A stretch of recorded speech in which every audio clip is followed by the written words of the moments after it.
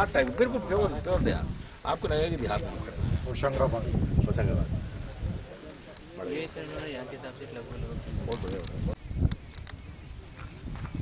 ये तो खाली खाली दिख रहा हूँ। हाँ तो खाली तो दिखाना।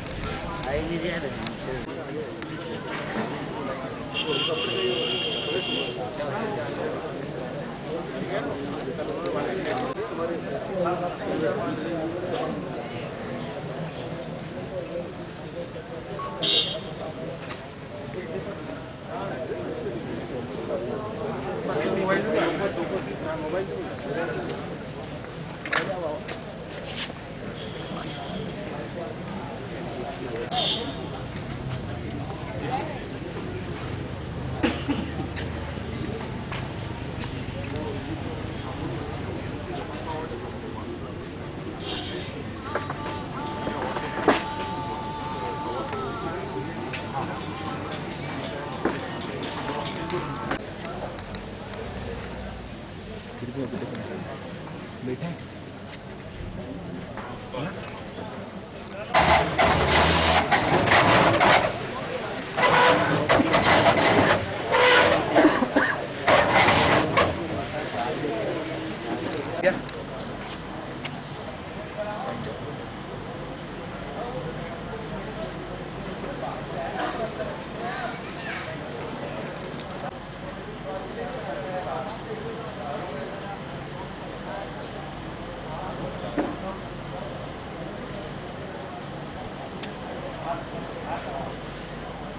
क्या ये सब दिन में पकड़ दी चलो? क्या ये सब दिन में पकड़ दी? क्या ये सब पहले से? कहाँ गया रे?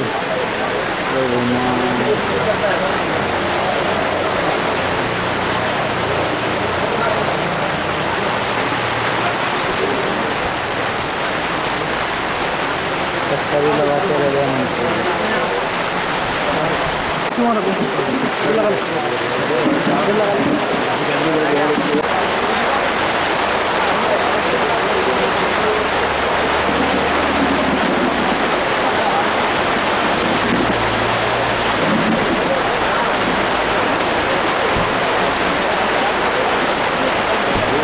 हेलो निकल जाओ भैया,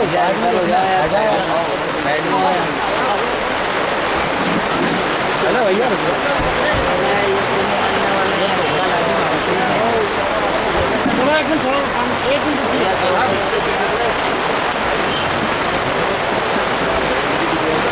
ये मध्य प्रदेश राज्य पर्यटन विकास निगम द्वारा पर्यटन सुविधाओं में विकास के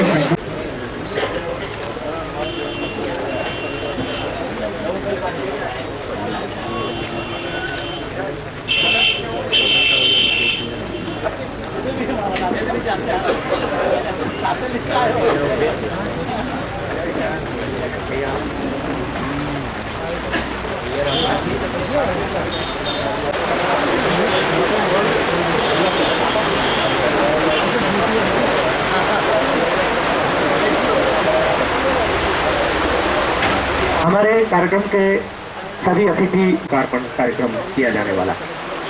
मित्रों, ये हमारी भारतीय संस्कृति की परंपरा है कि जब भी हम किसी पुनीत कर्तव्य का निर्वहन करते हैं, किसी उत्कृष्ट कार्य की शुरुआत करते हैं या किसी अच्छे कार्य का आगाज करते हैं, श्री कैलाश जी विजयवर्गीय पधारे हैं, तो मैं कार्यकारी निदेशक मध्य प्रदेश पर्यटन निगम डॉक्टर पी सिंह साहब से निवेदन करना चाहूंगा कि वे आदरणीय श्री कैलाश जी का पुष्पहार के द्वारा स्वागत करेंगे।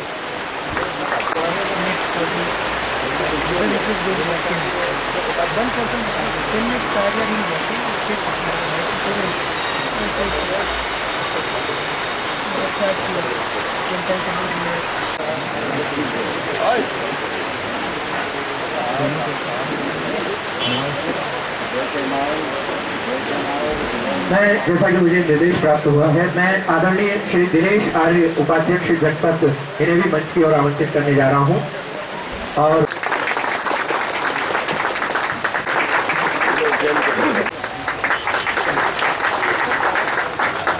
हैं भाई महेश जी यादव।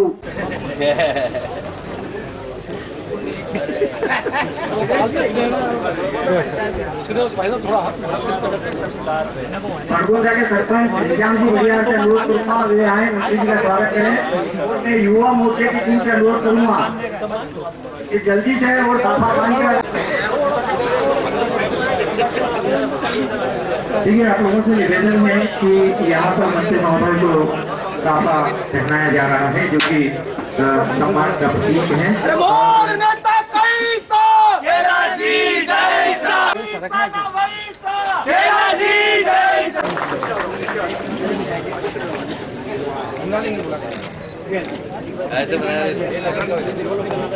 इसी के साथ किंछा में 13-14 के अंदर आपने जो बात की, तो किंछा फाल पे भी और किंछा फाल के अलावा आप भी और जो आसपास में कुछ ऐसे स्थान है जो मैं नहीं बता पाऊंगा, लेकिन भाई साहब ने 25 करोड़ की लागत से पूरे विकसित करने की योजना बनाई है।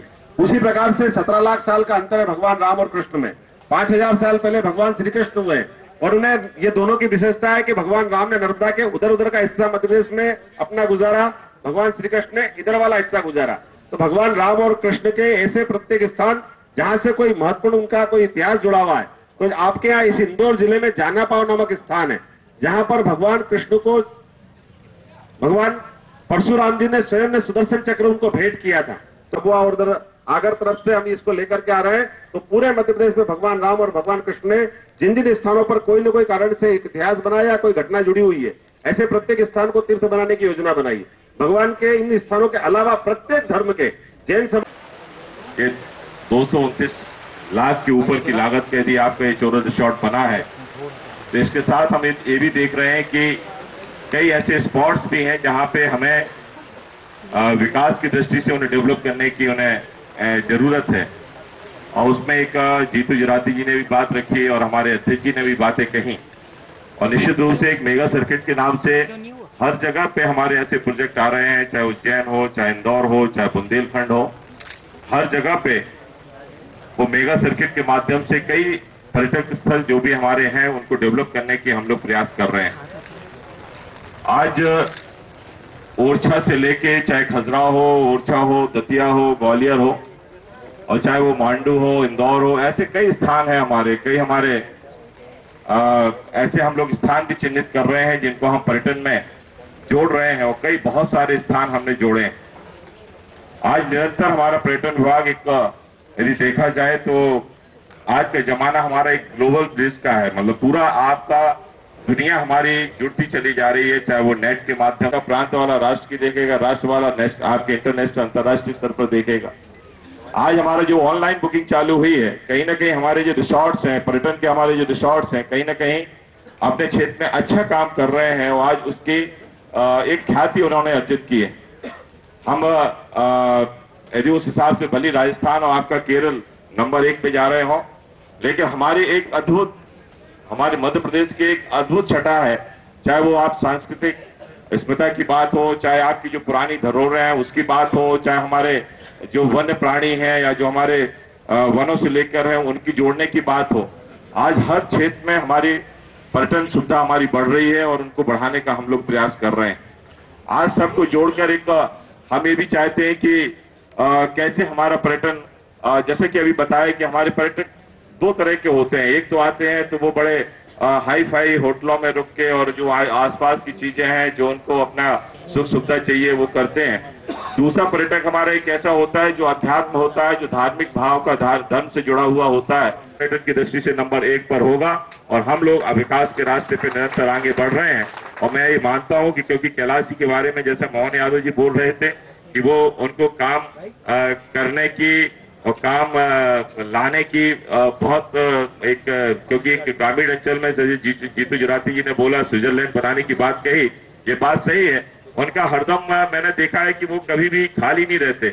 उनका हरदम यदि वो बैठे भी हैं तो मोबाइल पे उनके कहीं मैसेज चल रहे हैं तो फोन चल रहे हैं, और हरदम कोई ना कोई काम की बात, यदि थोड़े समय के लिए भी यदि हम मिल गए तो वो काम की जरूर बात हमसे पूछ लेंगे। उनको इतनी सब चीजें याद रहती हैं कि हमारे वो स्पोर्ट्स का क्या हुआ, हमारे वो जो आपने बोला था उसका क्या हुआ। इसलिए सिर्फ करने या लाने की बात नहीं है, करवाने की भी उनमें कला है जो वो करवाते हैं लोगों से काम और किसी न किसी तरह से आपके बीच में लाते हैं। आज 75 करोड़ की एक ऐसी योजना जो आपके यहाँ पे लाए, और मैं मानता हूँ कि शायद इंडिया में ये देश में पहली योजना होगी जो उन्होंने 55 गांव पेयजल के उससे जोड़े हैं और उसमें 75 करोड़ रुपए वो लाए हैं।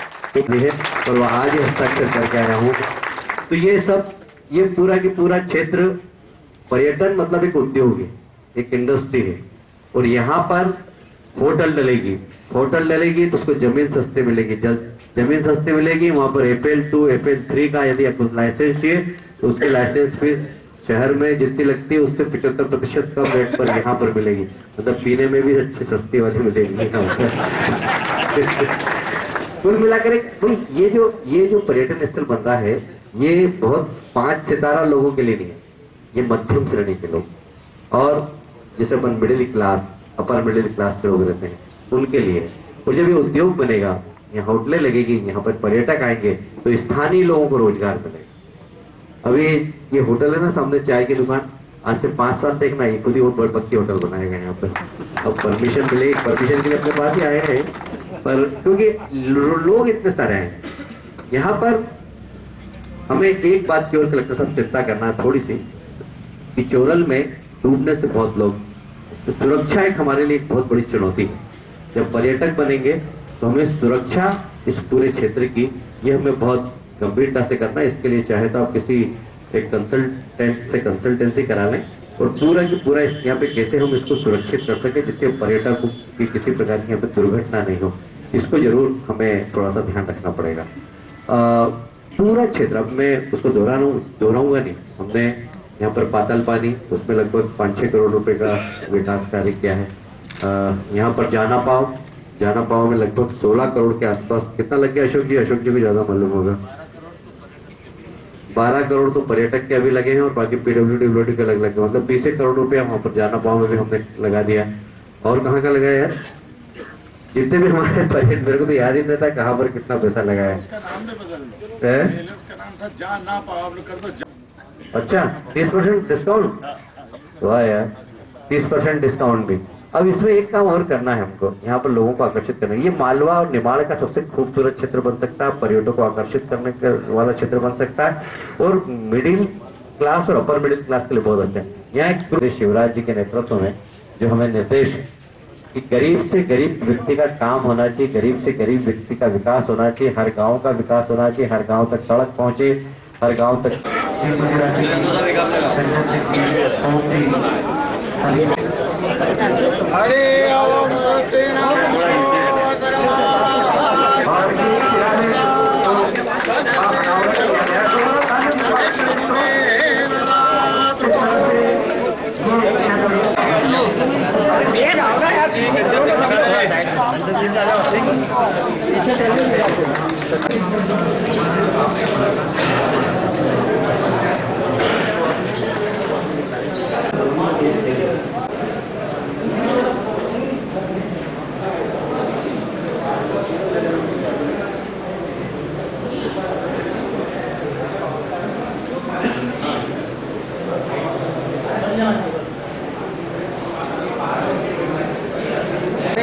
और हेडलाइन वाले भैया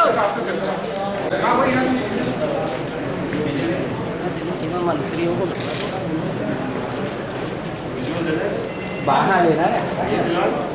क्षेत्र है जहाँ पर हम उद्घाटन करने का हमको समय नहीं मिलेगा, इतने सारे उद्घाटन करना है, पर फिर भी कार्यकर्ताओं से उद्घाटन कराएंगे, बहुत सारे काम चल रहे थे।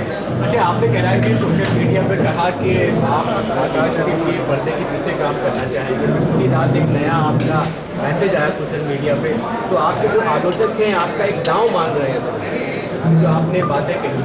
देखिए, मैंने जब से राजनीति प्रारंभ की तब से मेरे प्रशंसकों की मेरी भीड़ है, वो हमेशा मेरे खिलाफ कुछ न कुछ बोलते ही रहते हैं। मैं कहूँ सूर्य उधर से उगता है, नहीं उधर से नहीं इधर से उगता है, मैंने कभी चिंता नहीं की उसकी, मैं कभी चिंता करता हूँ। और मेरे को राजनीति करते करते 35 साल हो गए, इस प्रकार के आलोचकों की कभी चिंता नहीं। वर्मा जी ने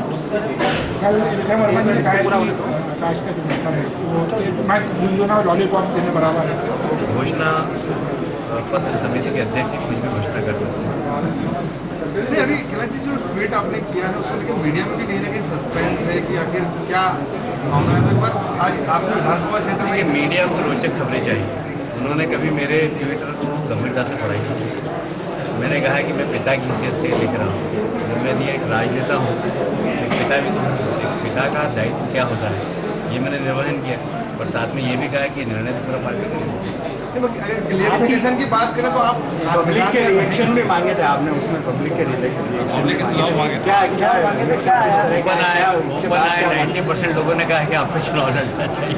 ओपन हो तो आप भी देख सकते हो। मेरा निर्णय मैं कभी भी नहीं करता हूँ, मैंने भावनाओं से अवगत कराया, निर्णय पार्टी का। सर, इसमें कांग्रेस ये भी कह रही है कि क्योंकि ज्योतिरादित्य सिंधिया आ गए हैं फिर में, इसलिए कैलाश जी शायद मैदान छोड़कर भाग रहे हैं।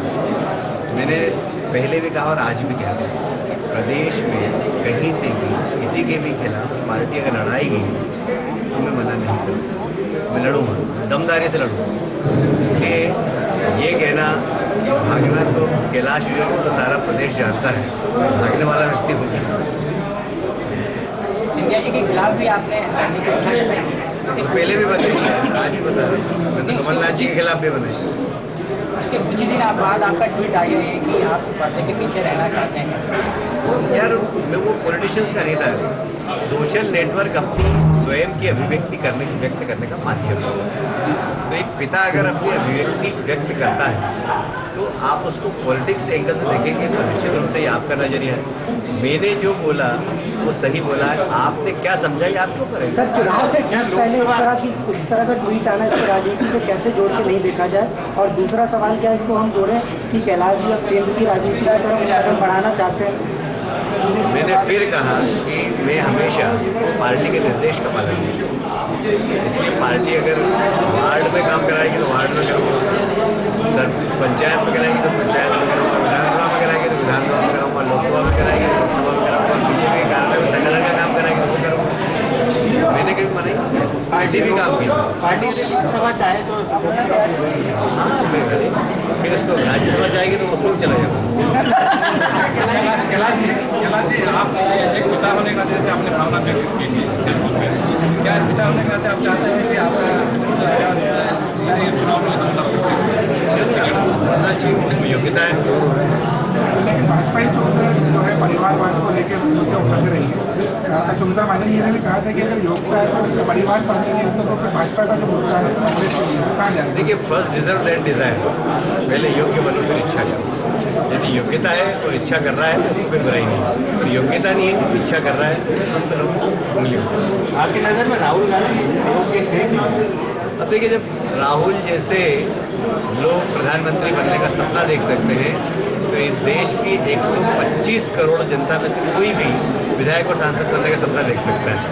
तो राहुल गांधी प्रधानमंत्री बनने का सपना देख सकते हैं तो क्यों नहीं एक आम आदमी देख सकते? इसलिए मैं तो किसी को गलत नहीं मानता। क्या जी, आप मऊ से बेलाई क्षेत्र में कल जिस तरह नरेंद्र मोदी ने अपने भाषण में सेना को लेकर कहा है, कांग्रेस आरोप है कि सेना में फूट डलवाने नरेंद्र मोदी को, क्या लगता है आपको? देखिए, इस देश को में आज़ादी के बाद पहली बार किसी सरकार ने सेना को जाति के आधार पर बांटने की कोशिश की कि सेना के अंदर किस किस जाति के कहाँ पर कितने कितने लोग पदस्थ हैं। मैं समझता हूँ इससे घिनौना गंदा काम है, विश्व की किसी सरकार ने नहीं किया होगा जो हमारी सरकार है, और इसलिए उसकी निंदा की है नरेंद्र मोदी जी ने, और निश्चित रूप से आम नागरिक उसकी निंदा की। 25 तारीख को नरेंद्र मोदी विश्व का सबसे बड़ा समागम भोपाल में होने वाला है। नरेंद्र मोदी जी भी आ रहे हैं, अडवाणी जी भी आ रहे हैं। आपकी मीडिया के लिए कोई रोचक खबर है, और उसके बाद नरेंद्र मोदी वर्सेस अडवाणी जी का जो आप लोग चलाते रहते हैं वो चैप्टर क्लोज हो जाएगा। आप मध्यस्थता करेंगे, मतलब क्लोज हो जाएगा उससे यहाँ पे हमें मध्यस्थता करने की। कैलाश जी, सिंधिया जी मध्य प्रदेश में सिंधिया जी को आगे बढ़ाया कांग्रेस ने, कैसा लगा, क्या असर? नहीं, कुछ नहीं। ऐसा है कि कांग्रेस को किसी को बलि का बकरा बनाना था। पिछली बार उन्होंने सुरेश पचौरी जी को बलि का बकरा बनाया। इस बार उन्होंने बोला कि अच्छा चेहरा ढूंढो, तो सबसे खूबसूरत चेहरा सिंधिया जी का ही था जिसको बलि का बकरा बनाना था, क्योंकि शिवराज जी की आंधी चल रही है, इसमें कोई सामने आना नहीं चाहता था। न दिग्विजय सिंह जी आना चाहते थे, न कमलनाथ जी आना चाहते थे। उन्होंने बेचारे सिंधिया जी को आगे कर दिया। मतलब आपकी नजर में सिंधिया जी एक अच्छा चेहरा है?